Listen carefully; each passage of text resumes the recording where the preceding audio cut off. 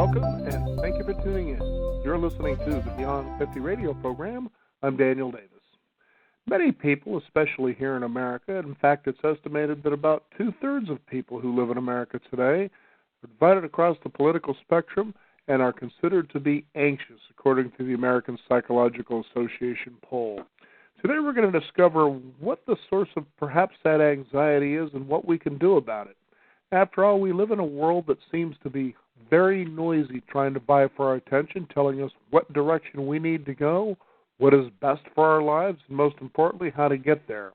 The funniest thing, though, is what's really overlooked is how much noise tends to go on in our own mind.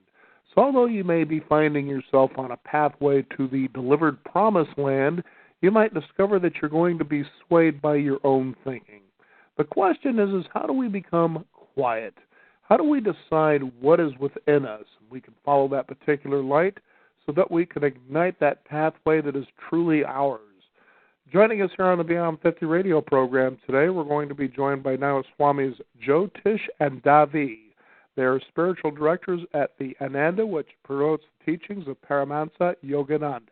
I'd like to welcome to the Beyond 50 radio program today our guests, Jyotish and Davi. Thank you for being on the program today. Thank you, Daniel. It's a joy to be on.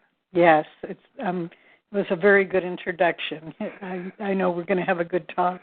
Well, you know, it's a crazy world, and it's funny when you take a look at, for instance, now social media. It was already crazy when the newspaper was invented, then the magazine, then eventually we had radio and then television. Now, those were just a couple of mediums where we seem to have a lot more control, but now we got that handheld cell phone, the personal computer, and now social media. It kind of makes you wonder, boy, no wonder we're split in thousands of different directions. Tell us a little bit about that.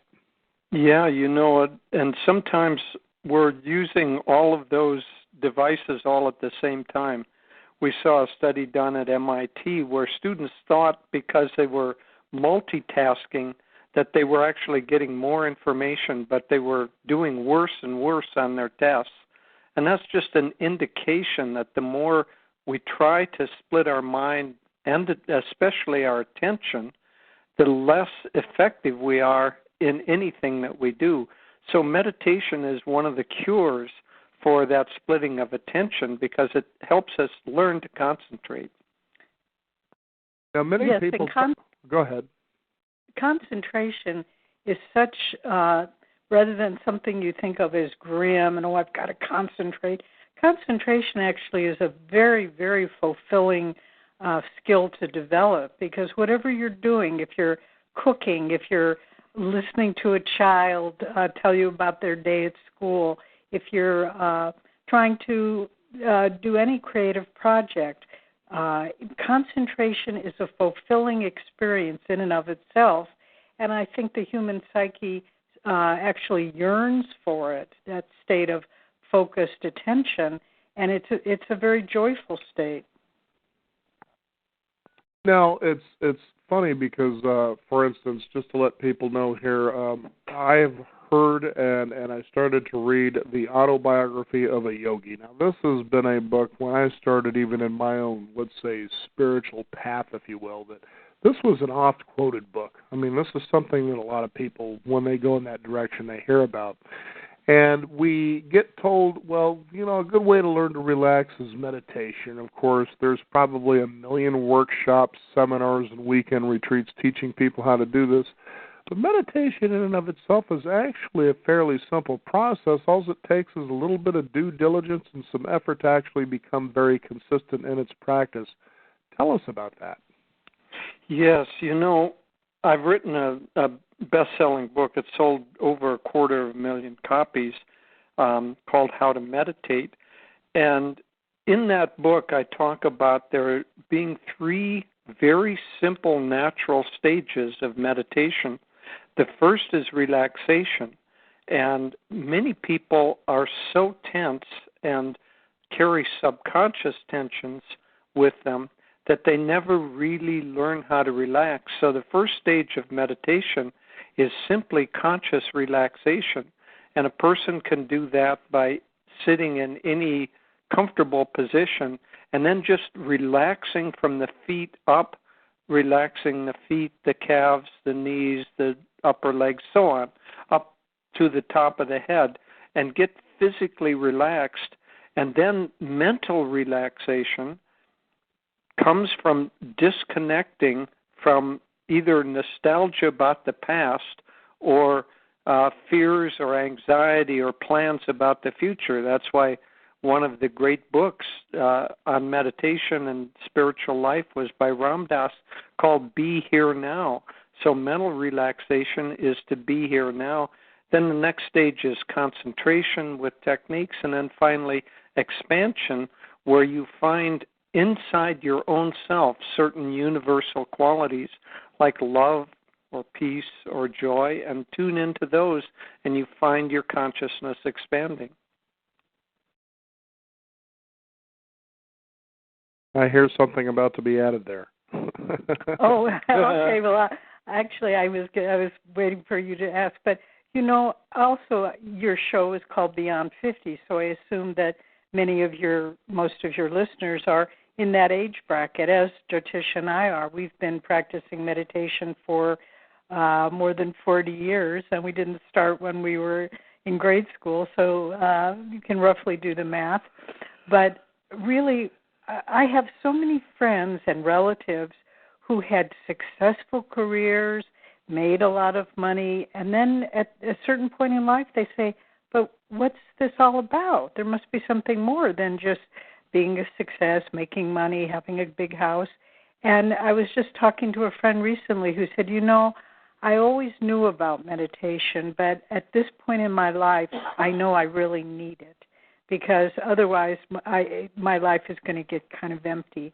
So I think for people who have put out energy in the world and accomplish what they want to do, meditation is a natural progression that really is very fulfilling, and that's what I really, I've seen it in the lives of thousands of people. Jyotish and I teach the teachings of Yogananda, Autobiography of a Yogi's Author, all over the world, Europe, India, throughout the U.S., and the change that meditation makes in people's lives is really remarkable.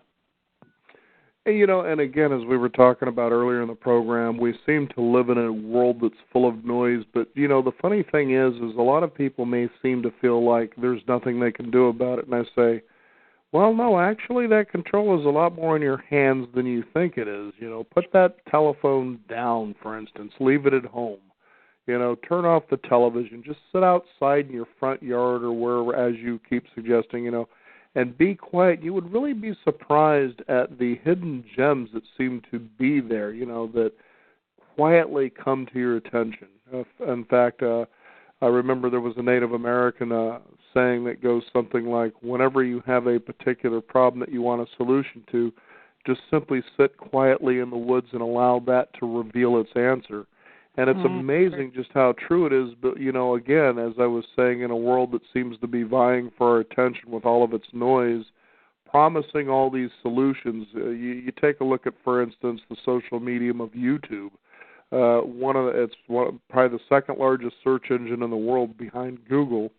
And one of the number one searches, if not the number one search, is people asking how to do something. And I think to myself, when did we ever get to a state that we don't know how to do anything anymore? Well, it's so complicated, it can be overwhelming, and you're just, flailing around trying to find any direction with being able to function in the complexity of the modern world. But, we have Ananda, which is a worldwide movement. We have tens of thousands of people throughout the world and who meditate. And we just did a recent count, and we've taught more than 450,000 people worldwide how to meditate. But we've just started a campaign called Be the Change. And this is from a saying, paraphrasing some words by the great political and spiritual leader Mahatma Gandhi, where he said, we must become the change we want to see in the world. And the world is fractured. It's so badly divided, it's painful. But if we want to see a difference, then we have to start making the change in ourselves and develop through meditation is a great tool. There are other tools, but to really rekindle within us a sense of unity with others, a sense of peace, a sense of acceptance, a sense of we are all in this together, and what happens to one person affects me just as much as it affects them. And so this Be the Change campaign, we're asking people to pledge, not money, but time in meditation and prayer for world peace. And our goal is to try to have pledges of 1 million hours of meditation for world peace by the end of the year. And so far we have pledges from 54 different countries and thousands of people pledging. Well, that's very encouraging to think about, especially today when you consider the fact that there's a lot of uncertainty, and especially here in our country with the most recent political campaign and inauguration of our newest president. And, you know, living in Portland, Oregon, certainly once President-elect Donald Trump stepped onto the stage as our newest leader, there seemed to be a lot of protests going on here. Now, I think what was really astounding about that was the fact that most of these youngsters, and that's what they were, you know, really they had come to discover that in a poll that of all these people that were protesting, nearly 70% or more of them didn't bother to vote in the first place. Then they took it upon themselves during this protest that they felt the need to go and start trashing people's cars, office buildings, you know, and really just create a lot of problems for that. And I'm thinking to myself, what are these kids, you know, it wasn't like protests back in the 60s or the 50s or the 40s or maybe even the 70s where people seemed to really be protesting for really good, solid reasons. You know, they were looking for freedom of speech and expression. You know, there was a lot of trouble with the large corporations they were working for instance, and so there was a need for labor and protection. But these were just a bunch of people that seemed to be gaining, call them confused opinions about what was really going on in the world based on social media. And I'm thinking to myself, you know, how does, you know, for instance, you seem to be in a lower world of consciousness when you've got to commit to chaos and destruction to get your message across. So you two like to share and talk about how the practice of meditation can raise consciousness. Tell us a little bit more about that. Well, one of the things that when we talk about raising consciousness, to refer to your observation, is that as we raise consciousness, and I'll talk about what that means in a moment, but as we do that, we automatically feel more of our connectedness within ourselves and integrated with that with the world around us.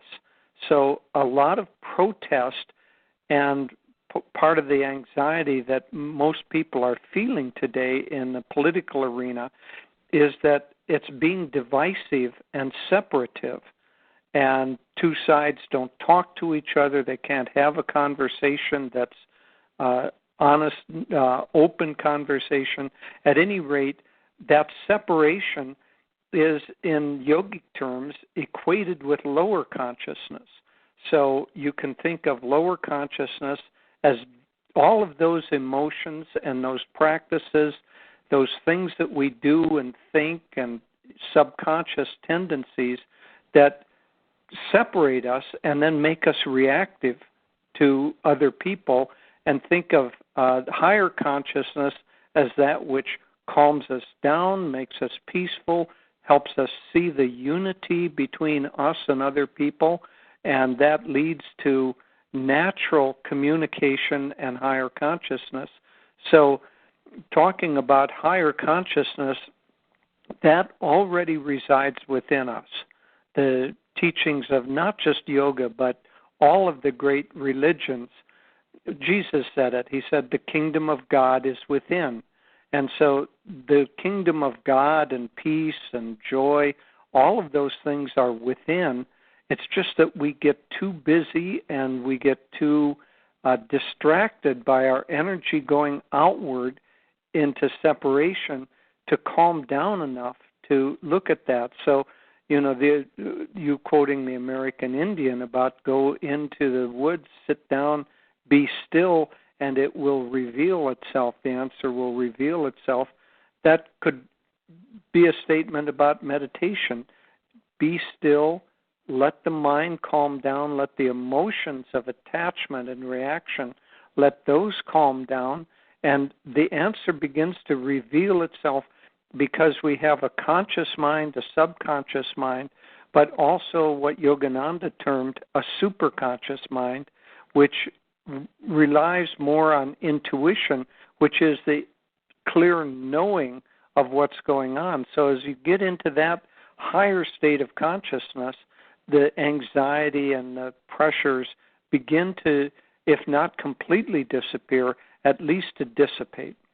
And it was a very interesting comment you made, Daniel, about the protest in Portland being kind of chaotic rather than purposeful.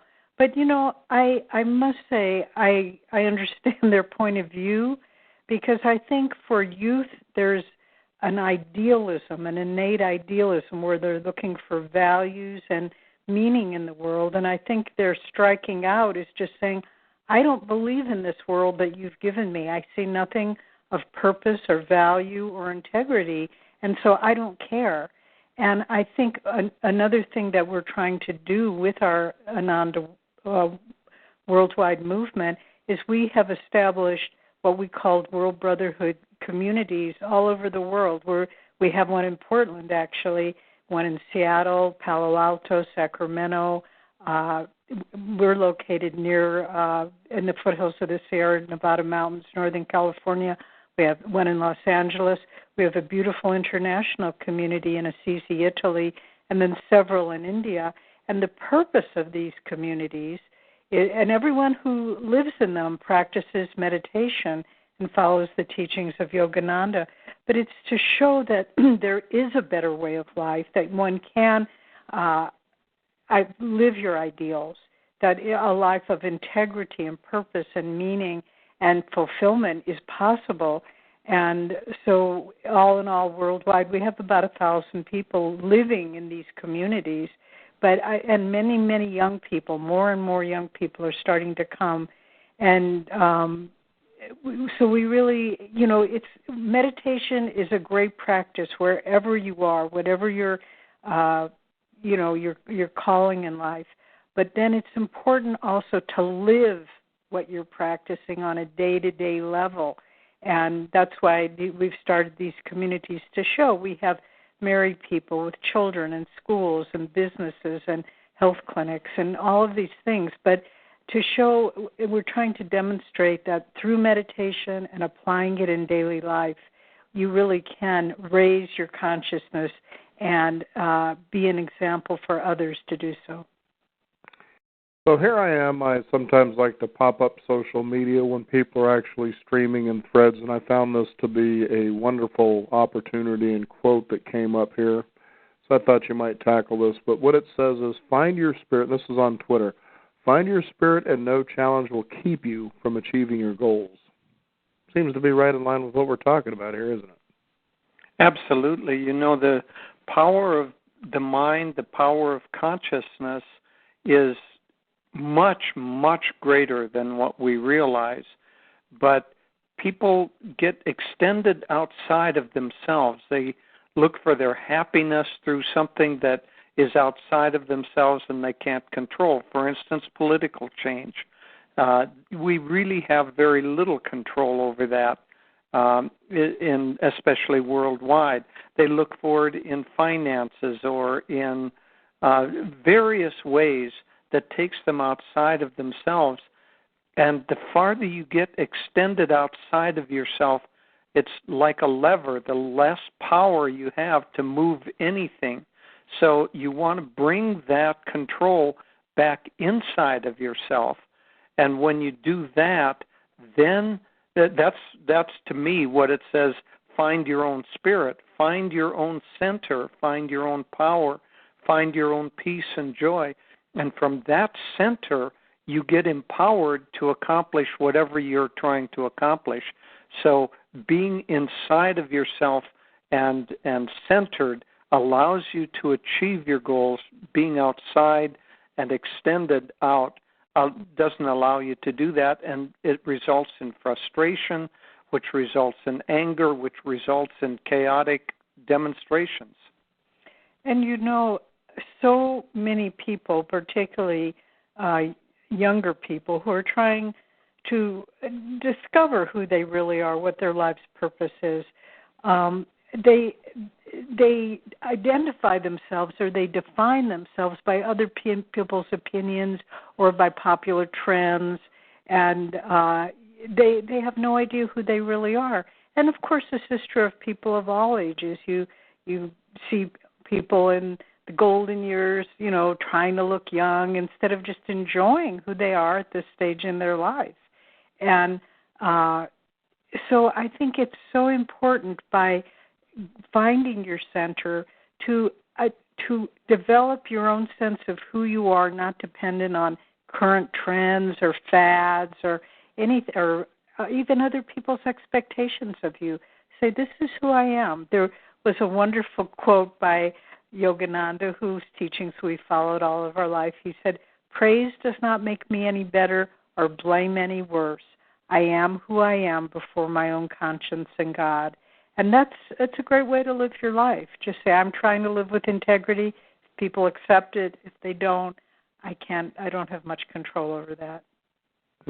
The other thing to consider, too, is that there was a time when I had read this particular thing where it said that people aren't thinking about you as often as you think they are. And I thought to myself, that's pretty reassuring.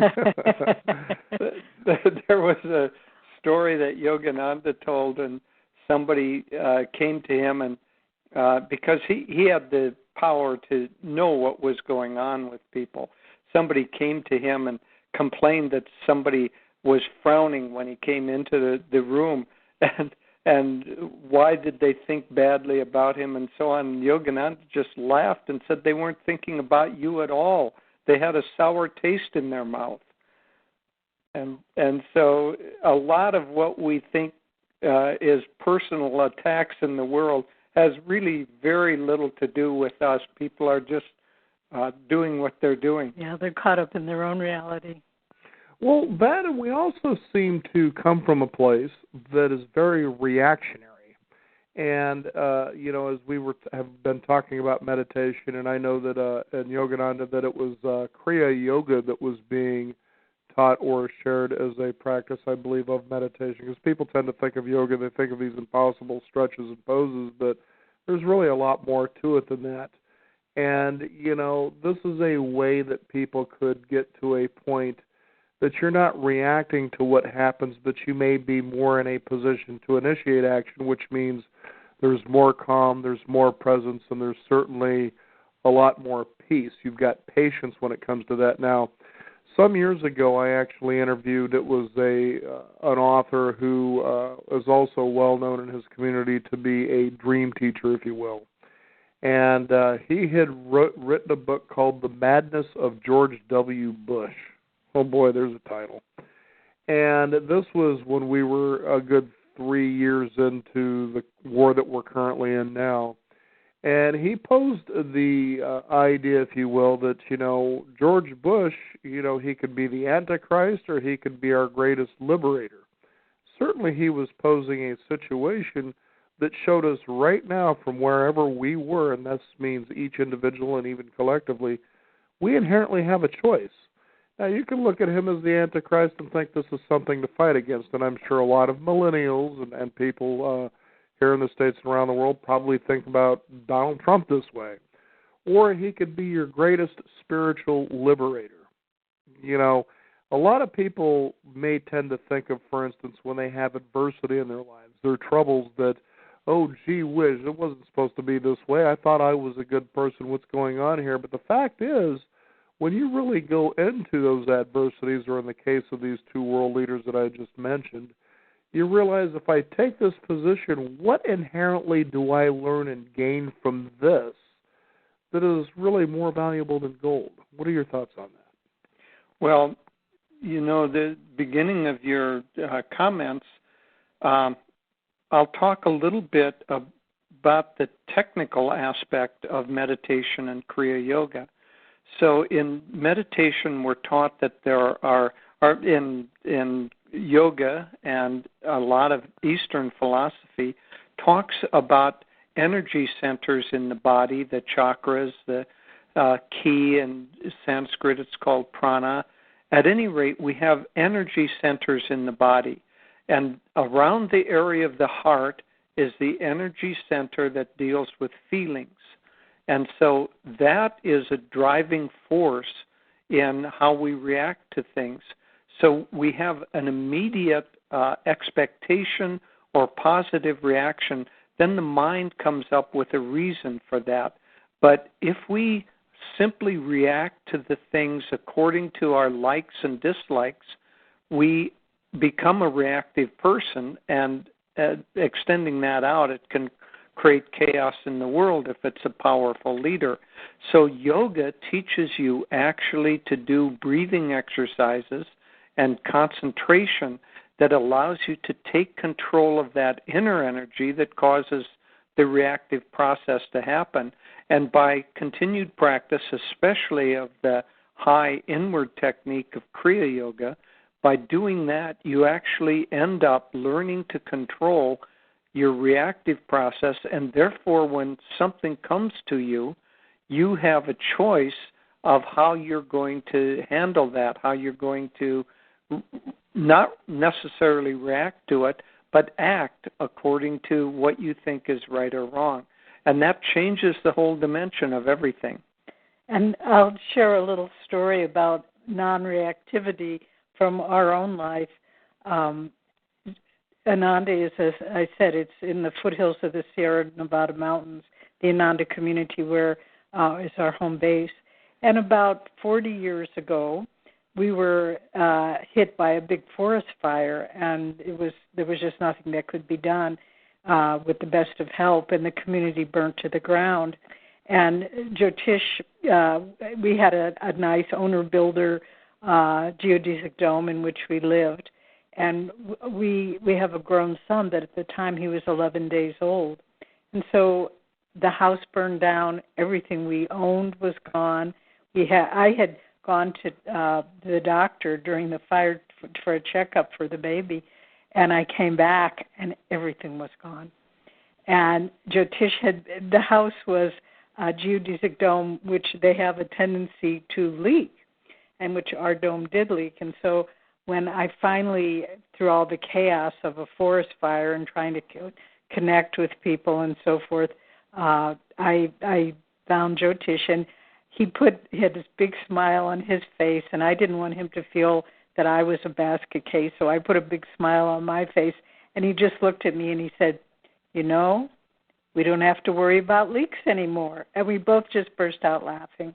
And you know, in that moment, which could have been a moment of life tragedy, we realized, you know, we still have our ability to laugh, we still have our peace of mind, we still have joy in our hearts, and we don't have to define this as a tragedy. And in fact, it wasn't. You know, we rebuilt the community, things were more beautiful than ever. So that's just a kind of a concrete example of what the fruit of meditation can do for you in the middle of life's tragedies, or life's challenges, I think is a better way to say it.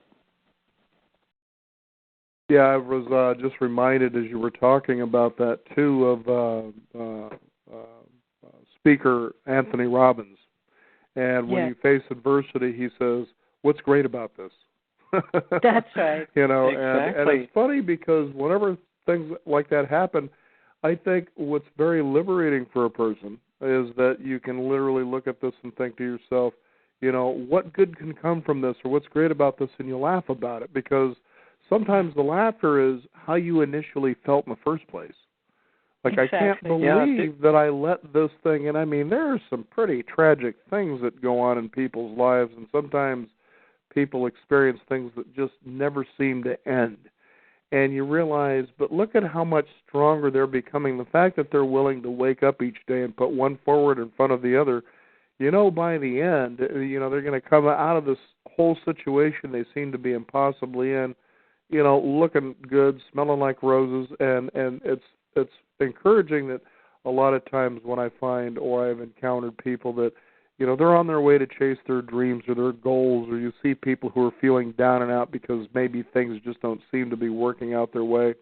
And I say, if you want to feel a sense of liberation, obviously we talk about meditation here as a way to calm the mind because that usually adds more to the fire than what's actually in front of us.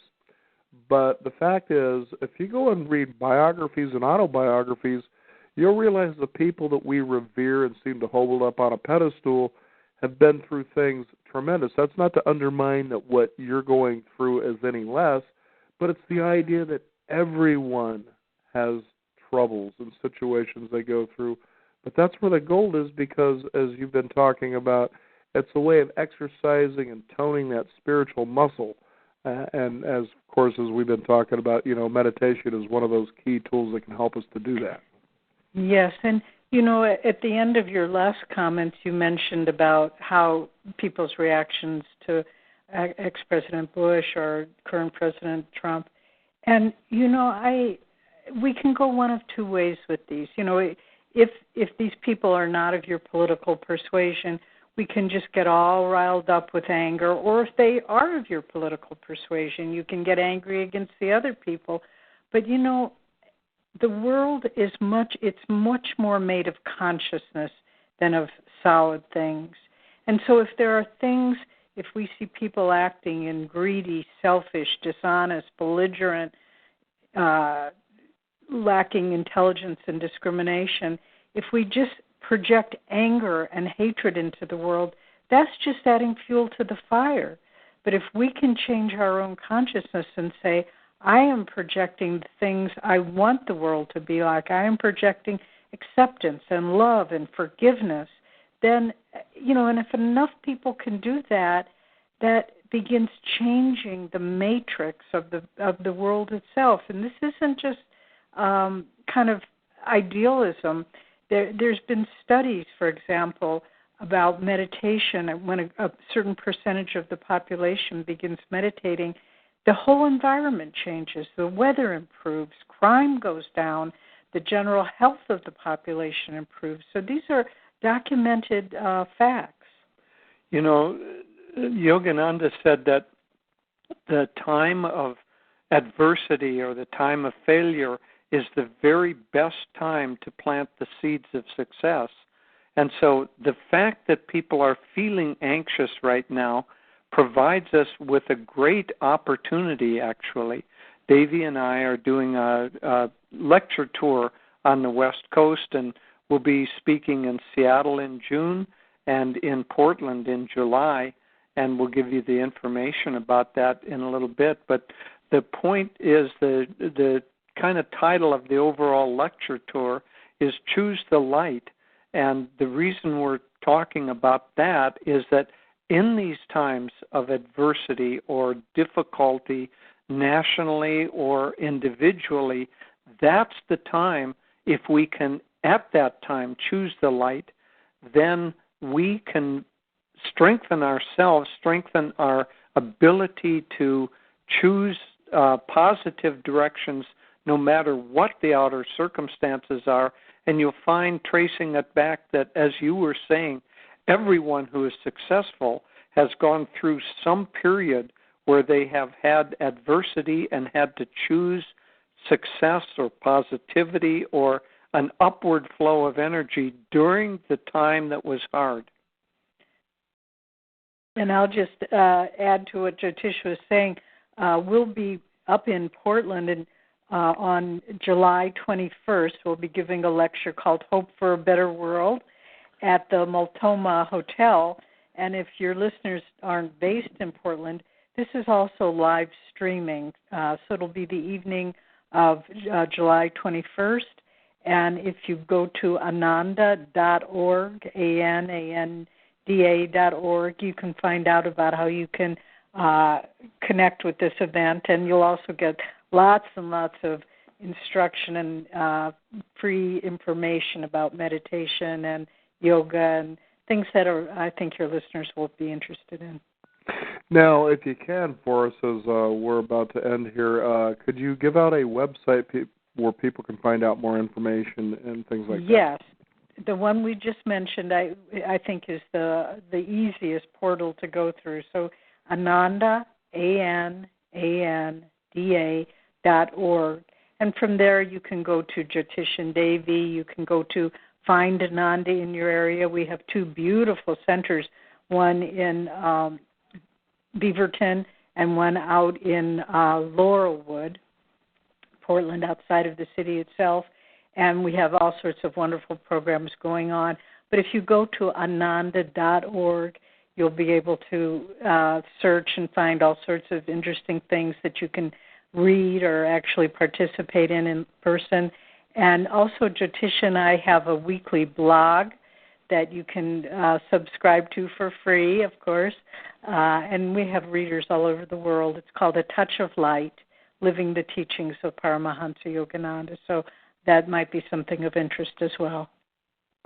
Well, absolutely. Jyotish, and I'd like to thank you, Davi, for joining us here on the Beyond 50 radio program. And I think a good final thought, I believe, to leave our listeners with, because we've certainly talked a lot about turmoil and how, meditation can certainly calm the mind and the spirit so that we can begin to seek and actually deliver answers, especially today's chaotic world is. I remember as all the chaos, especially around the inauguration and, of course, the election was going on, that from time to time you would hear the reaction of people, well, he's this and she's that. And then individually I started thinking, well, geez, they're kind of missing something here. So as I would kind of go about my day and I would run into people, I would actually throw that out there. So what do you think about, let's say, for instance, Donald Trump being president? Well, he's these things. Really? Okay, so you think that once he's elected it's going to make those things worse? Well, yeah, I do. Okay, so this is pretty important to you, it sounds like. Yes, it is. Okay, what specifically are you doing about it right now in your own backyard personally to take on this situation that you seem to be complaining about? And most of the time people would stand there and they were passing the buck. Well, that's up to them to do. No, you've recognized the problem. Do you see this? Because you've recognized the problem, you automatically should become the solution to this. This is your spiritual calling. And a lot of times people would find themselves very confused by that. But I just remember that I had a guest that I had, this was years and years ago, and she was posing in her book, when you recognize a problem, you automatically become part of the solution. And I thought the inherent wisdom behind something like that was just incredible. Because if you recognize it, then it must be something within yourself. And if it's already within you, as we've been talking about today through meditation, through quieting and stillness, you were talking about the super consciousness, for instance, there inherently lies the solution. Now, if any of our listeners out there want to challenge us on this, go back in history, for instance, and see how those things were real. Dr. Martin Luther King certainly is one of those examples. Racism and racial equality and civil rights, those were problems. What did he choose to do? He chose to be in the middle of it, become the light and the leader in that movement. We go back to Gandhi, for instance, and what was going on in his country, especially with the British rule. There was a tremendous problem that had been going on for decades and decades. He decided through peace and nonviolent action, he's seen the problem and realized the solution against violence was nonviolence. He became the light and the leader in that situation. And it goes on and on and on. So don't sit there and try to challenge us to say, oh, that's ridiculous. No, it's up to you. If you recognize it, then you become the solution. And in final thoughts, what do you think about that? I absolutely agree. Don't look outside of yourself for answers. If you recognize that something's wrong, look at yourself and see what your actions and even more importantly your thoughts have that either contribute to that problem or help neutralize it. But you have to take responsibility for your own self first, and only then can you begin to exert a power that will change conditions outside of yourself. And even better, if you can get together with other people who also want to take on that responsibility themselves and project light and love and harmony into the world. Any final thoughts from you, Davey? Well, I was trying to recall, it was a Christian saint had a beautiful statement. I can't remember exactly which one, but the words stayed with me. He said, "One act of divine love has more power than all the words in the world." And so if we can not just talk, but act our beliefs, if we want more harmony in the world, more tolerance, more acceptance, more compassion, we have to act. And that it changes the world around us. So, it's a time of tremendous opportunity where things are sort of in stark relief right now, values and behavior patterns. And so this is the opportunity that we find ourselves, which we find before us. And I think if we can begin becoming the change we want to see, we can change a great deal of the things that are destroying our planet and destroying the spirit of humanity right now. Absolutely. And again, I want to thank the both of you for being on our program today. And for our listeners, one more time, give out that website information. Okay, it's Ananda, ANANDA.org. And I think they'll find it very uplifting and visually beautiful and instructive information on that website. And I guess one thing we can certainly leave our listeners with all the problems in the world, you got to consider that we have almost 7 billion solutions. Just a matter of choosing which one. Exactly. Very good. Thank you both for being on the program today. Thank you, Daniel. You bet. It was a pleasure. We want to thank you, the listeners out there, for becoming the solution by simply tuning in. One more step you can take to discover more is visit us at beyond50radio.com. That is the number 50. We do encourage you to sign up for our weekly e-newsletter and stay up to date with what's going on in the world of Beyond 50 as well as our upcoming shows. I'm Daniel Davis. Thank you for tuning in. This is the Beyond 50 radio program, and remember, live your day past halfway.